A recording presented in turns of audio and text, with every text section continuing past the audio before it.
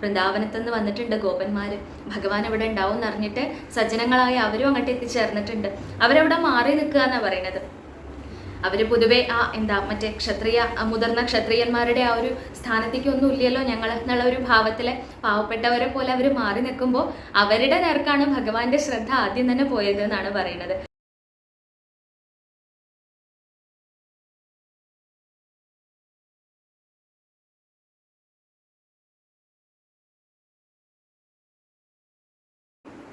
ഹരേ കൃഷ്ണ. എല്ലാ സജ്ജനങ്ങൾക്കും നമസ്കാരം. ഇന്ന് നമ്മൾ നാരായണീയത്തിലെ 84ാമത്തെ പുഷ്പം ഭഗവാന്റെ കാൽക്കൽ സമർപ്പിക്കാൻ ആഗ്രഹിക്കുകയാണ്. അതിനായി കൊണ്ട് എല്ലാവരും അനുഗ്രഹിക്കണം എന്ന് പ്രാർത്ഥിക്കുകയാണ്. അപ്പോൾ നമുക്ക് ആരംഭിക്കാം. അഖിലാനപരാധാന്മേ ക്ഷമസ്വ കരുണാനിധേ പ്രസീദ മദ്ഗുരോനാഥ ജനകായ നമോ നമ. നിൽക്കട്ടെ പെറ്റുനോവിൻ കഥ രുചി കുറയും കാലമേറും ചടപ്പും പൊയ്ക്കോട്ടെ. കൂട്ടിടേണ്ട മലമതിലൊരു കൊല്ലം കിടക്കും കിടപ്പും. നോക്കുമ്പോൾ ഗർഭമാകും വലിയ ചുമടെടുക്കുന്നതിൻ കൂലി പോലും. തീർക്കാവൽ എത്ര യോഗ്യൻ മകനും അതു നിലയ്ക്കുള്ളൊരമ്മേ തൊഴുന്നിൻ. വക്രതുണ്ട മഹാകായ സൂര്യകോടി സമപ്രഭ നിർവിഘ്നം കുരു മേ ദേവ സർവകാര്യേഷു സർവദാ.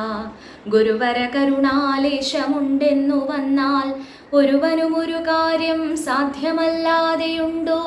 പരമതിലൊരു ദൈവം മറ്റെനിക്കില്ല പാർത്താൽ. പരമശിവനതാം ആചാര്യനെ കൈതൊഴുന്നിൻ. ഓം ജനകായ നമ. ഓം ജനന്യേ നമ. ഓം ഗം ഗണപതയേ നമ.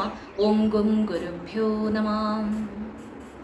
പീതാംബരം കരവിരാജിത ശംഖചക്ര കൗമോദകീ സരസിജം കരുണാസമുദ്രം രാധാസഹായം അതിസുന്ദരമന്ദഹാസം വാതാലയേശമനിശം ഹൃദി ഭാവയാമി.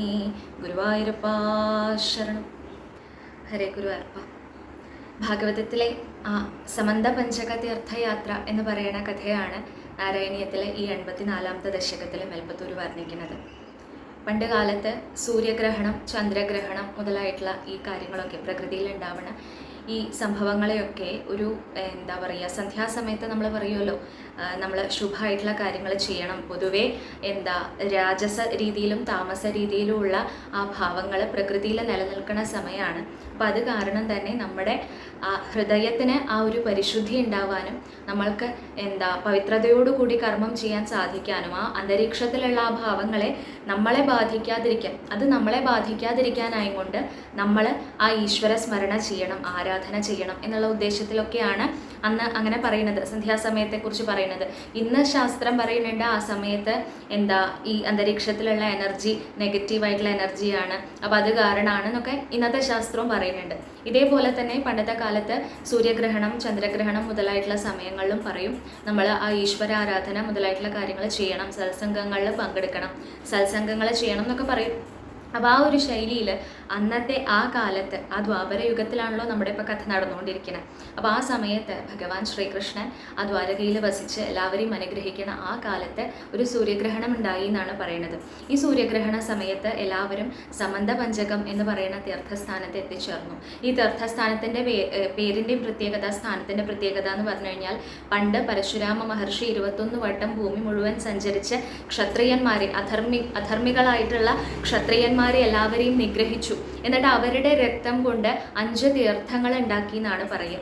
അങ്ങനെ അദ്ദേഹം ആ തീർത്ഥങ്ങൾ ഉണ്ടാക്കിയതിനെയാണ് സമന്ത പഞ്ചകം എന്ന് പറയുന്നത്. പിതൃക്കൾ വളരെയധികം പ്രസാദിച്ച സ്ഥാനങ്ങളാണ്. മഹാഭാരതത്തിലൊക്കെ പറയും ഇവിടുന്ന് പിതൃതർപ്പണം ചെയ്യുകയാണെന്നുണ്ടെങ്കിൽ എല്ലാവിധ ഗുണങ്ങളും ഉണ്ടാവും എന്നൊക്കെ പറയും. പിൽക്കാലത്ത് ഇതേ ദ്വാപരയുഗത്തിൽ കുറച്ച് വർഷങ്ങളുടെയും കൂടി കഥ മുന്നോട്ട് പോയാൽ നമ്മൾ കാണും കുരുക്ഷേത്ര യുദ്ധം എന്ന് പറയുന്ന യുദ്ധം നടക്കുന്നതും ഈ സമന്ത പഞ്ചകം എന്ന് പറയുന്ന സ്ഥാനത്താണെന്നാണ് പറയുക. എന്തായാലും ഈ സ്ഥാനത്ത് ആ യുദ്ധത്തിന് മുൻപ് ഒരു സത്സംഗം ഉണ്ടായിരുന്നു എന്നാണ് പറഞ്ഞു വരുന്നത്.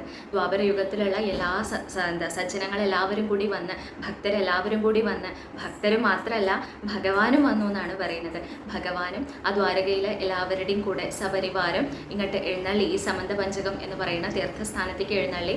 അവിടെ ആ യാദവന്മാരായിട്ടുള്ള കൃതവർമാവിനെയും അതേപോലെ അനിരുദ്ധൻ, പ്രദ്യുമ്നപുത്രനായിട്ടുള്ള അനിരുദ്ധൻ, ഇവരെ രണ്ടുപേരെയുമാണ് ആ ദ്വാരകയെ ഏൽപ്പിച്ചുകൊണ്ട് സപരിവാരം കുടുംബത്തോടു കൂടി അദ്ദേഹം ഇങ്ങോട്ട് പുറപ്പെട്ടു. എന്നിട്ട് ആ സമന്തപഞ്ചക തീർത്ഥസ്ഥാനത്ത് വെച്ച് അനേകം സജ്ജനങ്ങളെ കാണാനിടയായി. അവിടെ അവർ തമ്മിലുണ്ടായ സംവാദങ്ങൾ, ഉപദേശങ്ങൾ, ഇതൊക്കെയാണ് ഈ ഒരു ഭാഗത്തിൻ്റെ പ്രത്യേകത. കഥയായിട്ട് പറയാൻ അധികം ഉണ്ടോയെന്ന് ചോദിച്ചാൽ ഇല്ല. എന്നാലും മേൽപ്പത്തൂർ ഇവിടെ പറയുന്ന ഭാഗങ്ങൾ കൂടുതലും വൃന്ദാവനത്തിൽ നിന്ന് വന്നിട്ടുള്ള സജ്ജനങ്ങളുമായിട്ട് ഭഗവാനുണ്ടായ സമ്പർക്കത്തിനെ കുറിച്ചും സംവാദങ്ങളെക്കുറിച്ചുമാണ് കൂടുതൽ പറയുന്നത്. എന്തായാലും പറയുന്നു, ഭഗവാൻ ഇപ്രകാരം തൻ്റെ കുടുംബത്തിൻ്റെ കൂടെ ആ സമന്തപഞ്ചക തീർത്ഥസ്ഥാനത്തേക്ക് എത്തിച്ചേർന്നു. അങ്ങനെ എത്തിച്ചേർന്ന സമയത്ത് അവിടെ ഭഗവാൻ ഉൾപ്പെടെ, ഇപ്പോൾ നമ്മൾ കഥ പറയുന്ന സമയത്ത് നമുക്കൊരു പക്ഷേ അതിശയം തോന്നാം. പക്ഷേ ഭഗവാൻ ഉൾപ്പെടെ ആ തീർത്ഥത്തിൽ മുങ്ങിക്കൊണ്ട് ഈ ലോകത്തിന് എല്ലാവർക്കും മംഗളം വരാൻ പാകത്തിന്. അപ്പോൾ നമ്മൾ എന്തിനാണ് തീർത്ഥത്തിൽ അടുത്ത് നമുക്കറിയാമല്ലേ, ആ മഹാകുംഭമേളയൊക്കെ ഉണ്ടായില്ലേ. അപ്പോൾ ആ സമയത്ത് നമ്മൾ എന്തിനാണ്, സജ്ജനങ്ങൾ അനേകം പേര് അവിടെ ചെന്നു, അവിടെ ആ തീർത്ഥത്തിലൊക്കെ മുങ്ങി സ്നാനം ചെയ്തു എന്നൊക്കെ അല്ലേ പറഞ്ഞു കേട്ടിട്ടില്ലേ. അപ്പോൾ അങ്ങനെ എന്തിനാണ് ചെയ്യണമെന്ന് വെച്ചാൽ നമ്മുടെ പാപങ്ങളൊക്കെ തീരാൻ, നമ്മൾക്ക് നന്മ വരാൻ എന്നുള്ള ഭാവത്തിലാണ് നമ്മൾ ചെയ്തതെന്ന് വെച്ചാൽ വെൽപ്പത്തൂർ പറയുന്നു, ഭഗവാൻ ഇവിടെ എന്തിനാ ചെയ്തത്? ഭഗവാന് യാതൊരു ഗുണവും ഇല്ലാത്ത ആളാണ്. താമസായാലും രാജസായാലും സാത്വിക ഗുണം അടക്കം ബാധിക്കാത്ത ആളാണ്. നിർഗുണ പരബ്രഹ്മാണ് ഭഗവാൻ. അങ്ങനെയുള്ള ഭഗവാൻ, ഗുണവും ദോഷവും ബാധിക്കാത്ത ആ ഭഗവാൻ എന്തിനു വേണ്ടി, പുണ്യവും പാപവും ബാധിക്കാത്ത ഭഗവാൻ എന്തിനു വേണ്ടി അങ്ങനെ തീർത്ഥത്തിൽ മുങ്ങിയെന്നുണ്ടെങ്കിൽ ഭഗവാന് വേണ്ടിയിട്ടല്ല, ഈ ലോകത്തിലെ എല്ലാവർക്കും മംഗളം ഉണ്ടാവാൻ വേണ്ടിയിട്ട്, ലോകത്തിൽ നന്മ ഉണ്ടാവാൻ വേണ്ടിയിട്ട് ഭഗവാനും ആ തീർത്ഥസ്ഥാനത്തിൽ മുങ്ങി എന്നാണ് പറയുന്നത്. എന്തായാലും അത് കഴിഞ്ഞ് അവിടെ അനേകം ബ്രാഹ്മണർ വന്നിരുന്നു. അവർക്കൊക്കെ ഉപദേശം കൊടുക്കണ ഭാഗങ്ങളൊക്കെ ഭാഗവതത്തിൽ ഗംഭീരമായിട്ടുണ്ട്. ഇവിടെ പറയുന്നുണ്ട് അവർക്ക് അനേകം ദാനങ്ങളൊക്കെ ചെയ്തു, അവരെയൊക്കെ സന്തോഷിപ്പിച്ചു. പിന്നീട് ഇതേ സ്ഥാനത്ത് അന്ന് ആ കാലഘട്ടത്തിൽ ഉണ്ടായിരുന്ന സജ്ജനങ്ങൾ എല്ലാവരും വന്ന് ചേർന്നിട്ടുണ്ട്. അപ്പോൾ ആ ഒരു സന്ദർഭത്തിൽ അവിടെ ആ കൗരവന്മാരെയും പാണ്ഡവന്മാരെയും തൻ്റെ തന്നെ ബന്ധുക്കളായിട്ടുള്ള അവരെ അവിടെ വെച്ച് കണ്ടുമുട്ടി. അവരോടും ഉണ്ടാവുന്ന സംവാദങ്ങളുണ്ട്. ഈ സന്ദർഭത്തിലാണ് ഈ പാണ്ഡവന്മാരുടെ പത്നിയായിട്ടുള്ള ദ്രൗപദി ദേവി അവിടെ വെച്ചിട്ട് കൃഷ്ണ പത്നിമാരെ കാണുകയാണ്. അപ്പോൾ 16,108 പത്നിമാരുണ്ടല്ലേ ഭഗവാൻ, നമ്മൾ ആ കഥയൊക്കെ പറഞ്ഞതാണ്. അപ്പോൾ ആ പത്നിമാരെ എല്ലാവരെയും ഒരുമിച്ച് കണ്ട് അവരുടെ കൂടെ കുറച്ച് സമയം ചെലവഴിക്കാൻ കിട്ടിയതാണ് ദ്രൗപദിക്ക്. അങ്ങനെ അവരെല്ലാവരും കൂടി ഒരുമിച്ചിരുന്ന് പറയുന്ന സമയത്ത് എന്ത് കഥയാണ് പറയുന്നത്? സാധാരണഗതിക്ക് നമ്മൾ പറയുന്ന ലൗകികമായിട്ടുള്ള കഥകളല്ല, അവിടെയും ഭഗവത് കഥകളാണ് പറയുന്നത്. ഓരോ പത്നിമാരും പറയുകയാണ് തങ്ങളെ ഭഗവാൻ എങ്ങനെയാണ് സ്വീകരിച്ചത്. ഓരോ കല്യാണത്തിനും ഓരോ സവിശേഷമായിട്ടുള്ള കഥകളുണ്ടല്ലോ, നമ്മൾ കേട്ടതാണ്. അപ്പോൾ ആ ഭാവത്തിൽ രുക്മിണി ദേവി ആയാലും ജാമ്പവതി ആയാലും സത്യഭാമയായാലും ഓരോരുത്തരും ഭഗവാൻ തങ്ങളെ ആ വേളി കഴിച്ച ആ കഥകൾ അതൊക്കെ ദ്രൗപദിക്ക് പറഞ്ഞു കൊടുക്കുകയാണ്. ദ്രൗപദി ആയാലും മറ്റുള്ള സ്ത്രീജനങ്ങളുടെ കൂടെ അത് കേട്ട് ആസ്വദിക്കണം. അതുകൊണ്ട് ആ ആനന്ദത്തിൽ അങ്ങനെ മുഴുകി കഴിയുകയാണെന്നാണ് പറയുന്നത്. അതേപോലെ പറയുന്നു, ഈ സന്ദർഭത്തിലാണ് ഭഗവാൻ അങ്ങനെ ഓരോരുത്തരെ അനുഗ്രഹിച്ചുകൊണ്ട് ഓരോ സജ്ജനങ്ങൾ എല്ലാവർക്കും ആഗ്രഹം ഭഗവാനെ അടുത്ത് കിട്ടണമെന്നാണ്, ഭഗവാന്റെ അനുഗ്രഹം തേടണം, അതേപോലെ ഭഗവാന്റെ അടുത്തുനിന്ന് ഉപദേശം വാങ്ങണം. ഇങ്ങനെയുള്ള ഒരു ഭാവത്തിലാണ് എല്ലാവരും അവിടെ എത്തിയിട്ടുള്ളത്. എന്നാൽ ഭഗവാനാണെങ്കിലോ ആരുടെ നേർക്കാണ് ശ്രദ്ധ പോയതെന്ന് ചോദിച്ചാൽ വൃന്ദാവനത്തു നിന്ന് വന്നിട്ടുണ്ട് ഗോപന്മാർ. ഭഗവാൻ ഇവിടെ ഉണ്ടാവും എന്നറിഞ്ഞിട്ട് സജ്ജനങ്ങളായ അവരും അങ്ങോട്ട് എത്തിച്ചേർന്നിട്ടുണ്ട്. അവരവിടെ മാറി നിൽക്കുക എന്നാണ് പറയുന്നത്. അവർ പൊതുവെ മറ്റേ മുതിർന്ന ക്ഷത്രിയന്മാരുടെ ആ ഒരു സ്ഥാനത്തേക്കൊന്നും ഇല്ലല്ലോ ഞങ്ങൾ എന്നുള്ള ഒരു ഭാവത്തിൽ പാവപ്പെട്ടവരെ പോലെ അവർ മാറി നിൽക്കുമ്പോൾ അവരുടെ നേർക്കാണ് ഭഗവാന്റെ ശ്രദ്ധ ആദ്യം തന്നെ പോയത് എന്നാണ് പറയുന്നത്. അങ്ങോട്ട് ചെല്ലണം, എന്നിട്ട് അവരോട് ആ അത്യധികം സന്തോഷത്തോടു കൂടി തൻ്റെ ആ ബന്ധുക്കൾ എന്നുള്ള ഭാവത്തിൽ തന്നെ ഭഗവാൻ അങ്ങോട്ട് പെരുമാറുമ്പോഴേക്കും അവരാകെ അങ്ങോട്ട് ആനന്ദത്തിൽ മുങ്ങുകയാണ്. കാരണം എന്താ, ഭഗവാൻ ഇപ്പോൾ ആ ദ്വാരകാധീശനാണ് അല്ലേ, ഈ ലോകത്തിൻ്റെ മുഴുവൻ അധിപതിയാണ് ഭഗവാൻ. എന്നാലും അന്നത്തെ ആ കൃഷ്ണഭാവം, ആ ബാലസ്വരൂപം തന്നെയാണ് ഭഗവാന് മനസ്സിൽ. അവർക്ക് കൃഷ്ണനെ കാണുമ്പോഴും അങ്ങനെയുള്ളൂ, അതേപോലെ കൃഷ്ണനെ അവരെ കാണുമ്പോഴും അല്ലേ. മുതിർന്നവർക്ക് കുട്ടികളെ കാണുമ്പോൾ ചിലപ്പോൾ അങ്ങനെയാവും. ഇപ്പോൾ കുറേ കാലം കഴിഞ്ഞിട്ട് കുട്ടികളായിരുന്ന ആൾക്കാരെ കാണുന്ന സമയത്ത് മുതിർന്നവർക്ക് ആ കുട്ടിക്കാലത്തിനെ കുറിച്ചാവും ഓർമ്മ ഉണ്ടാവുക. പക്ഷെ ആ കുട്ടിക്ക് അങ്ങനെയാവുമോ? ഇല്ല, അവർക്കത് ഓർമ്മയൊന്നും ഉണ്ടാവില്ല. കുട്ടിക്കാലത്ത് ഇവരുടെ കൂടെ നിന്നിരുന്നോ സംസാരിച്ചിരുന്നോ അതൊന്നും ചിലപ്പോൾ ഓർമ്മ ഉണ്ടായിക്കൊള്ളുന്നില്ല. പക്ഷെ ഭഗവാൻ അങ്ങനെയല്ല എന്നാണ് കാണിക്കുന്നത്. ഏറ്റവും അധികം സ്നേഹം കാണിക്കുന്നത് ആ ഗോപന്മാരോട് തന്നെയാണ്, ഗോപികമാരോട് തന്നെയാണ്. കാരണം തൻ്റെ കുട്ടിക്കാലത്ത് തന്നെ ഇത്രയധികം സ്നേഹിച്ച ഇല്ല, ഇനി ആ സമയത്ത് നിന്നില്ല, ഇന്നും അതെ, താൻ കൂടെ ഇല്ല എന്നുണ്ടെങ്കിലും അത്രയധികം തന്നെ സ്നേഹിക്കുന്ന ആൾക്കാർ അവരാണ്. അപ്പം അവരോട് ആ ഒരു വാത്സല്യം, അവരോട് ആ കാരുണ്യം ഭഗവാനെ പ്രത്യേകം ഉണ്ടെന്ന് കാണിക്കുകയാണ്. പിന്നീടാണ് ഗോപികമാരുടെ അടുത്തേക്ക് എത്തുന്നത്, അവരുടെ കഥ പറയണത് അല്ലേ. അന്ന് പോയതാണ്, അന്ന് മധുരയ്ക്ക് പോണ സമയത്ത് അന്ന് വാക്ക് കൊടുത്ത് പോയതാണ് ഞാൻ വരും എന്ന് പറഞ്ഞിട്ട്. പിന്നെ ഉദ്ധവരെ അയക്കുക ചെയ്തത്, വരാൻ സാധിക്കാത്തത് കാരണം അല്ലേ. വന്നാൽ പിന്നെ ഭഗവാന് പോകാൻ പറ്റില്ല, ഇനി പോവാണ്ടിരിക്കാൻ പറ്റുമോ അതും പറ്റില്ല, പോയ ഇതിലേറെ ദുഃഖം വിരഹാവും ചെയ്യും. അപ്പം അത് കാരണം ഭഗവാൻ പിന്നെ പോയില്ല. എന്നാലും അവിടെ പറയുകയാണ്, ആ ഗോപികമാരെ കാണുമ്പോഴേക്കും, ഗോപികമാർക്ക് കൃഷ്ണനെ കാണുമ്പോഴേക്കും എത്രയധികം സന്തോഷമാണെന്ന് പറയാൻ സാധിക്കണില്ല. ഇവിടെ പറയുന്നുണ്ട്, രാധാദേവിയെ ഭഗവാൻ സമാധാനിപ്പിക്കുകയാണ് അത്രേ. എനിക്ക് എന്താ ചെയ്യാൻ പറ്റുക, എനിക്ക് അങ്ങോട്ട് വരാൻ പറ്റിയില്ല, ഓരോ തിരക്ക് കാരണേ ശത്രുക്കൾ ഇങ്ങനെ വന്നുകൊണ്ടിരിക്കുക ദ്വാരകയുടെ നേർക്ക് യുദ്ധത്തിന്. അപ്പോൾ പിന്നെ അവരെ എന്താ തോൽപ്പിക്കണം, പ്രജകളെ സംരക്ഷിക്കണം, ഇതിൻ്റെയൊക്കെ ഉത്തരവാദിത്തമായിപ്പോയി. അല്ലാന്ന് വെച്ച് കഴിഞ്ഞാൽ ഞാൻ എപ്പോഴേ അങ്ങോട്ട് ഓടി വന്നേനെ എന്നൊക്കെ പറയുകയാണെന്ന് പറയുന്നുണ്ട് മേൽപ്പത്തൂര്. അപ്പോൾ അതൊക്കെ കേൾക്കുന്ന സമയത്ത് ഭഗവാന്റെ ആ കളിയും ഭഗവാന്റെ ആ കാപട്യവും അല്ലേ ഒക്കെ അറിയുന്ന ആൾക്കാരായി ഗോപികമാര്. അത് കാണുമ്പോൾ, അത് ആസ്വദിക്കുമ്പോൾ അവർക്ക് ഉണ്ടാവുന്ന ഒരു സന്തോഷം ഇവിടെ പറയുന്നുണ്ട്. ഈ സന്ദർഭത്തിലാണ് ആ ഗോപികമാർക്ക് ജ്ഞാനോപദേശം കൊടുക്കണമെന്നാണ് പറയുന്നത്. ഞാനും നിങ്ങളും വേറെയല്ല, നിങ്ങളുടെ ഉള്ളിലൊക്കെയുള്ള ആ ഒരു ആത്മാവ് അല്ലെങ്കിൽ ആ ഒരു ശക്തി അല്ലേ, ആ സ്രോതസ് അത് ഞാൻ തന്നെയാണ്. അത് നിങ്ങളുടെ ഉള്ളിലെന്നല്ല, ഈ ലോകത്തിലുള്ള എല്ലാ ജീവജാലങ്ങളുടെ ഉള്ളിലും അത് തന്നെയാണ്. ഞാനും ഈ പ്രകൃതിയും വേറെയല്ല, ഒന്നുതന്നെയാണ് എന്നുള്ള ആ ഒരു ഭാവം, ആ ബ്രഹ്മോപദേശം എന്നുള്ള ആ തത്വം അവിടെ അവർക്ക് ഉപദേശിച്ചു കൊടുക്കുകയാണ്. നോക്കൂ, ആർക്കും സാധിച്ചില്ല. അവിടെ അനേകം മഹർഷിമാർ വന്നിട്ടുണ്ട്. ഭഗവാന്റെ തന്നെ കുടുംബത്തിൽ ഇത്രയധികം പത്നിമാരുണ്ട്, ഭഗവാന് പുത്രന്മാരുണ്ട്, പിതാക്കന്മാരുണ്ട് അല്ലേ, മുതിർന്ന കുടുംബാംഗങ്ങളുണ്ട്, ഇത്ര ആൾക്കാരുണ്ട് അവിടെ. പക്ഷെ അവരോടൊന്നും ഭഗവാൻ ആ ജ്ഞാനോപദേശം കൊടുത്തതായിട്ട് പറയണില്ല. എന്നാൽ ഒരു വിദ്യാഭ്യാസവും ഇല്ലാത്ത അത്രയും നിഷ്കളങ്കരായിട്ടുള്ള ആ ഗോപികമാര്, അവർക്കാണ് അതിനുള്ള ഭാഗ്യം സിദ്ധിച്ചത് എന്നാ. അപ്പോൾ അത് ആ ഒരു ഭാവം, ആ ഒരു ബ്രഹ്മോപദേശം നേടാനുള്ള ക്വാളിഫിക്കേഷൻ എന്താന്ന് കാണിച്ചു തരികയാണ് ഭാഗവതം. അതിന് ആ പരിശുദ്ധമായിട്ടുള്ള നിഷ്കളങ്കമായിട്ടുള്ള ഭക്തി, അത് മാത്രമേ വേണ്ടുള്ളൂ. വേറെ ഒന്നും ഇല്ലാച്ചാലും കുഴപ്പമില്ല, അത് നിങ്ങൾക്കുണ്ടോ എന്നാ ഭഗവാന്റെ ആ സായുജ്യം എന്നുള്ള ഭാവം കിട്ടാൻ നിങ്ങൾ ക്വാളിഫൈഡ് ആണ് എന്ന് കാണിച്ചു തരികയാണ് ഗോപികമാര്. എന്തായാലും അവരവിടെ അങ്ങനെ അനുഗ്രഹിക്കുകയാണ്. പറയുന്നുണ്ട് മേൽപ്പത്തൂര്, പണ്ട് ഉദ്ധവര് വന്നിട്ട് ഇതിൻ്റെ ഒരു ചെറിയൊരു രീതിയിൽ ഒരു എന്താ പറയുക ട്രെയിലർ പോലെ ഈ ഉപദേശം പറഞ്ഞു കൊടുത്തിട്ടുണ്ട് ഉദ്ധവൻ ആ വടിക്ക് വന്ന സമയത്ത്. പക്ഷെ അന്ന് അവർക്കത് എന്താ അവരുടെ വിരഹവും അതേപോലെ എന്നാൽ അതെന്ന് മനസ്സിലാവണ കാര്യമൊക്കെ കൂടി കലർന്നിട്ടുള്ള ഒരു ഭാവമായിരുന്നു. മുഴുവനായിട്ടത് അങ്ങോട്ട് ഉൾക്കൊള്ളാൻ സാധിച്ചിട്ടില്ല എന്നുണ്ടെങ്കിൽ ഇന്ന് സാക്ഷാൽ ഭഗവാന്റെ മുഖത്ത് നിന്ന് അത് കിട്ടിയപ്പോഴേക്കും അവരെ സായുജ്യം ആ സായുജ്യം അവർക്ക് അങ്ങോട്ട് സാധിച്ച ഭാവത്തിലേക്ക് ഭഗവാനിലേക്ക് ഒന്നായ ആ ഭാവത്തിലേക്ക് അവരെത്തി എന്നാണ് പറയുന്നത്. അങ്ങനെ ഗോപികമാരുടെ കഥ പറഞ്ഞു. പിന്നീട് പറയുന്നുണ്ട്, വസുദേവരും മഹർഷിമാരും തമ്മിൽ ഉണ്ടാവുന്ന ഒരു സംവാദത്തിനെ കുറിച്ച് പറയുന്നുണ്ട്. വസുദേവരും വന്ന് ചോദിക്കുകയാണ്, ആ ദുഷ്കർമ്മങ്ങൾ മനസ്സിലേക്ക് വരുന്ന സമയത്ത് അല്ലെങ്കിൽ ദുഷ്ചിന്തകൾ മനസ്സിലേക്ക് വരുന്ന സമയത്ത് അല്ലെങ്കിൽ സത്കർമ്മങ്ങൾ ചെയ്യാനുള്ള പ്രേരണയ്ക്കായും കൊണ്ട് അല്ലേ, ആ തെറ്റായ കാര്യങ്ങളിലേക്ക് മനസ്സ് ചെല്ലാതെ ആ മനസ്സിനെ ഭഗവാന്റെ പാദത്തിൽ സ്ഥിരമായിട്ട് നിർത്താൻ, സത്കർമ്മങ്ങൾ ചെയ്യാൻ സ്ഥിരമായിട്ട് നിർത്താൻ, നന്മ വരാൻ അല്ലേ, ആ ആത്യന്തികമായിട്ടുള്ള ശ്രേഷ്ഠത വരാൻ വേണ്ടിയിട്ട് എന്താണ് ചെയ്യേണ്ടതെന്നൊക്കെ വന്ന് ചോദിക്കുകയാണ്. ഇത് കേട്ട സമയത്ത് മഹർഷിമാർ പൊട്ടിച്ചിരിക്കുകയാണെന്നാണ് പറയുന്നത്. കാരണം എന്താ, പുത്രനായിട്ട് വന്നിട്ടുള്ളത് ഭഗവാൻ തന്നെയാണ്. എന്നിട്ടാണ് മഹർഷിമാരോട് വന്നിട്ട് ഈ ഉപദേശം ചോദിക്കുന്നത്.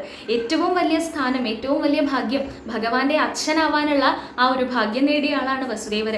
എന്നിട്ട് ഈ വസുദേവർക്ക് മനസ്സിലാവണില്ല ആ ഭഗവാന്റെ മഹാത്മ്യം എന്താണെന്ന്. അതറിയാൻ വേണ്ടിയിട്ട് മഹർഷിമാരെ ചെന്ന് അവരോട് ചെന്നിട്ടാണ് ചോദിക്കുന്നത് എന്നാണ് പറയുന്നത്. നമ്മൾ പറയാറില്ലേ, മുറ്റത്തെ മുല്ലയ്ക്ക് മണലിയ എന്ന് പറയില്ലേ, അതാ അവസ്ഥയാണ്. കാരണം എന്താണെന്ന് വെച്ചാൽ നമ്മുടെ ഏറ്റവും കൂടെ നിൽക്കണ ആ സംഭവം ഉണ്ടല്ലോ, നമുക്ക് എപ്പോഴും നമുക്ക് ആക്സസ് ചെയ്യാൻ പറ്റണ ആ ഒരു സംഭവം, അതിനൊരിക്കലും വില ഉണ്ടാവില്ല. മറ്റുള്ളവരുടെ കണ്ണിലൊക്കെ അതിന് വലിയ മൂല്യം ഉണ്ടാവും. പക്ഷെ നമുക്കത് എളുപ്പത്തിൽ കിട്ടുന്നുണ്ടെങ്കിൽ നമുക്ക് ആ സംഭവത്തിനോട് മൂല്യം ഉണ്ടാവില്ല, വില ഉണ്ടാവില്ല. ഇതേ സംഭവമാണ് ഇവിടെ പറയുന്നത്. ആ ഭഗവാൻ പുത്രനായിട്ട് പോലും വസുദേവരെ ഇവിടെ മഹർഷിമാരോട് വേറെ വന്ന് ചോദിക്കുകയാണ്, ഈ ശ്രേയസ്സിന് വേണ്ടിയിട്ട്, ശ്രേഷ്ഠതയ്ക്ക് വേണ്ടിയിട്ട് എന്താണ് ചെയ്യേണ്ടതെന്ന് ചോദിക്കുകയാണ്. എന്തായാലും ആ പറഞ്ഞതിന് ഉത്തരമായിട്ട് അവരവിടെ യാഗം ചെയ്യാൻ ഉപദേശിച്ചു കൊടുത്തിട്ട് വസുദേവരെ കൊണ്ട് യാഗം ചെയ്യിപ്പിക്കണ ഭാഗമൊക്കെ പിന്നെ പറയുന്നുണ്ട്. എന്നിട്ട് പറയുകയാണ്, ആ യാഗമൊക്കെ അവിടെ ഗംഭീരമായിട്ട് നടന്നു. ഈ ഗോപന്മാരും അതെ അനേകം കാലം, ആദ്യമൊക്കെ അവർ വിചാരിച്ചു ആ സൂര്യഗ്രഹണത്തിന്റെ ആ സമയം കഴിഞ്ഞ് കഴിഞ്ഞാൽ തിരിച്ചു പോവാന്നൊക്കെ വിചാരിച്ചു. പക്ഷെ ഭഗവാന്റെ ആ ഒരു നിർബന്ധപ്രകാരം അവർക്കും ആഗ്രഹമുണ്ട് ഭഗവാന്റെ കൂടെ നിൽക്കണമെന്ന്. അങ്ങനെ ഒരു 3 മാസക്കാലം അവരവിടെ തന്നെ താമസിച്ചു. ഈ യാദവന്മാരാണെങ്കിൽ അവരെ സ്വന്തം ആ കുടുംബാംഗങ്ങളെ പോലെ അവിടെ സ്വീകരിച്ചു, അല്ലെ, അവരെ സൽക്കരിച്ചു ആ ദ്വാരകയിൽ. എന്നിട്ട് അവർക്ക് വേണ്ട കാര്യങ്ങളൊക്കെ ചെയ്തു കൊടുത്തുകൊണ്ട് അവരെ സന്തോഷിപ്പിച്ചു. അവർക്കത് കാരണം ആഹ്ലാദത്തോടു കൂടിയാണ് അവർ പിന്നെ അവിടുന്ന് തിരിച്ചു മടങ്ങിയത് എന്നാണ് പറയുന്നത്. അങ്ങനെ മടങ്ങുന്ന സമയത്ത് രാധാദേവിയെ വന്നിട്ട് വീണ്ടും ഭഗവാൻ കാണുന്നുണ്ട് ഇത്രേ. എന്താ വെച്ചാൽ ഇത് ഭാഗവതത്തിൽ പറയുന്നില്ല, ഇത് മേൽപ്പത്തൂരിൻ്റെ ഒരു ഭാവനയാണ്. വന്ന് പറയുന്നുണ്ട് രാധയ്ക്ക് വിഷമമൊന്നുമില്ലല്ലോ എന്ന് ഉറപ്പ് വരുത്തുന്നുണ്ട് ഇത്രേ ഭഗവാൻ. നമുക്ക് കാണിച്ചു തരികയാണ്. അങ്ങനെ ഉറപ്പ് വരുത്തിയിട്ടില്ല, ആ ഉപദേശം താൻ കൊടുത്തതനുസരിച്ച് രാധാദേവി ആ ഒരു ഭാവത്തിലേക്ക് എത്തിക്കഴിഞ്ഞിരിക്കണു, താനും ആ രാധയും വേറെയല്ല എന്നുള്ള ആ ഭാവത്തിലേക്ക് എത്തിക്കഴിഞ്ഞിരിക്കണു എന്ന് മനസ്സിലാക്കിക്കൊണ്ട് സന്തോഷത്തോടു കൂടി അവിടെ അവരെ യാത്ര അയക്കുകയാണ് ചെയ്യണത്. അങ്ങനെയൊക്കെ അവരെ അനുഗ്രഹിച്ച ഹേ ഗുരുവായൂരപ്പ അടിയനെ അനുഗ്രഹിക്കണേ എന്ന് പറഞ്ഞിട്ടാണ് ഈ ഭാഗം സമർപ്പിക്കുന്നത്. ഇതിൽ കാര്യമായിട്ട് കഥയായിട്ട് പറയാനില്ലാത്ത കാരണമാണ് വിസ്തരിക്കാഞ്ഞത്. പിന്നെ പറയാനുള്ളത് ഈ ഭഗവാനും മഹർഷിമാരും ബ്രാഹ്മണന്മാരും തമ്മിലുണ്ടായിട്ടുള്ള സംവാദങ്ങൾ, അതേപോലെ ദ്രൗപദി ദേവിയും ഭഗവത് പത്നിമാരും തമ്മിലുണ്ടായിട്ടുള്ള സംവാദം, പിന്നെ ഗോപന്മാരെ കണ്ട സമയത്ത് ഗോപികമാരോട് ഉണ്ടായിട്ടുള്ള ഉപദേശം, വസുദേവരും മഹർഷിമാരും തമ്മിലുണ്ടായിട്ടുള്ള സംവാദം, ഇതൊക്കെ അവിടെ വലിയ വലിയ ഉപദേശങ്ങളും തത്വജ്ഞാനങ്ങളും ഒക്കെയാണ് ആ ഭാഗവതത്തിൽ പറയുന്നത്. അപ്പോൾ അതിലേക്ക് മേൽപ്പത്തൂര് വിസ്തരിച്ച് കിടക്കാത്തത് കാരണം അതിവിടെ വിസ്തരിക്കണില്ല എന്ന് മാത്രം. ഇങ്ങനെ അനേകം സംവാദങ്ങൾ ഉണ്ടായ ഒരു സത്സംഗമായിരുന്നു അന്ന് സമന്ത പഞ്ചക തീർത്ഥസ്ഥാനത്ത് ഉണ്ടായത്. ഇന്നിപ്പോൾ നമുക്ക് ഏറ്റവും എളുപ്പത്തിൽ റിലേറ്റ് ചെയ്യാൻ പറ്റുന്നത് ആ മഹാകുംഭ ഇപ്പം അടുത്ത് കഴിഞ്ഞിട്ടുള്ള ആ സംഭവത്തിൻ്റെ അതേപോലെ ഒരു സംഗമം അല്ലെങ്കിൽ സത്സംഗമം അവിടെ ഉണ്ടായി ആ സമന്ത പഞ്ചക തീർത്ഥസ്ഥാനത്ത്. അതിന് നേതൃത്വം വഹിച്ചുകൊണ്ട് അല്ലെങ്കിൽ അതിലെല്ലാറ്റിലും ശോഭിച്ചു നിന്നുകൊണ്ട്, അല്ലെ, ഒരു മാലയുടെ ഒരു നടുക്കത്തെ ആ ഒരു രത്നം എങ്ങനെയാണ് ശോഭിച്ച് നിൽക്കുക, മുത്തുകളുടെ ഇടയിൽ ആ നടുക്കത്തെ ആ രത്നം എങ്ങനെയാണ് ശോഭിച്ച് നിൽക്കുക, അതേപോലെ അവിടെ ശോഭിച്ചു നിന്നു. അതിനെല്ലാറ്റിനും ആ അനുഗ്രഹം പകർന്നും കൊണ്ട് ഭഗവാന്റെ ആ സാന്നിധ്യം ഒന്നും കൂടി പറയുകയാണ് ഈ ഭാഗത്തിൽ. എന്തായാലും ഈ ഭാഗവതെ ഭഗവാന്റെ കാൽക്കൽ സമർപ്പിക്കാം. ഓം നമോ ഭഗവതേ വാസുദേവായ. ഓം നമോ നാരായണായ. ക്വചിദധതപനോപരാഗകാലേ പുരിനിദതത്കൃതവർമ്മകാമസൂനു യദുകുലമഹിളാവൃതസ്തുതിർത്ഥം സമുപഗതോऽസി സമന്തപഞ്ചകാഖ്യം. ബഹുദരജനതാഹിതായ തത്ര ത്വമപി പുനൻവിനിമജ്യത്യർത്ഥതോയം. ദ്വിജകുലപരിമുക്തവിത്തരാശി സമമിളഥാ കുരു പാണ്ഡവാദിമിത്രയീ. തവ ഖലു ദയിതാ ജനൈ സമേതാ നൃപദസുതാ ത്വയി ഗാഢഭക്തിഭാരാ. തദുദിത ഭവദാ ഹൃദി പ്രകാരൈരതിമുമുദേ സമമന്യഭാമിനീഭിഃ. തദനു ച ഭഗവൻ നിരീക്ഷ്യ ഗോപാൻ അതിപുതുഗാദുപഗമ്യമാനയിത്വാ ചിരതര വിരഹാതുരാംഗരേഖാ പശുപവധൂ സരസം ത്വമന്വയാസി. സപതി ച ഭവതി ക്ഷണോത്സവേന പ്രമുഷിതമാനഹൃദാം നിതംബിനീനാം. അതിരസപരിമുക്തകഞ്ജുളീകേ പരിചയഹൃദ്യതരേ കുചേന്യലൈഷി. രിപുജനകലഹൈ പുനഃ പുനർമേ സമുപഗതൈരിയതി വിളംബനാഭൂത്. ഇതി കൃതപരിരംഭണേ ത്വയിദ്രാഗ് അതിവിവശാ ഖലു രാധികാ നിലീയേ. അപഗത വിരഹവ്യഥാസ്തദാതാ രഹസി വിധായ ദദാഥ തത്വബോധം. പരമസുഖചിതാത്മകോഹമാത്മേത്യുദയതു വസ്ഫുടമേവ ചേതസീതി. സുഖരസപരിമിശ്രിതോ വിയോഗഃ കിമപി പുരാ ഭവദുദ്ധവോപദേശൈ. സമഭവദമുദ പരം തു താസാം പരമസുഖൈക്യമയീ ഭവദ്വിചിന്താ. മുനിവരനിവഹൈസ്തവാധപിത്രാ ദുരിതശമായ ശുഭാനി പൃച്ഛ്യമാനൈ. ത്വയി സതി കിമിദം ശുഭാന്തരൈരിത്യുരുഹസിതൈരപി യാജിതസ്തദാസൗ.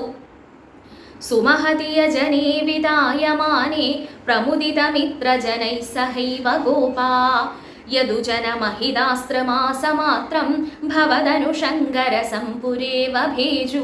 വ്യപഗമസമയേ സമേത്യ രാധാം ദൃഢമുപഗുഹ്യ നിരീക്ഷ്യ വീതഖേദാം. പ്രമുദിതഹൃദയ പുരം പ്രയാത പവനപുരേശ്വര പാഹി മാം ഗതേഭ്യ. ഗുരുവായൂരപ്പാ ശരണം.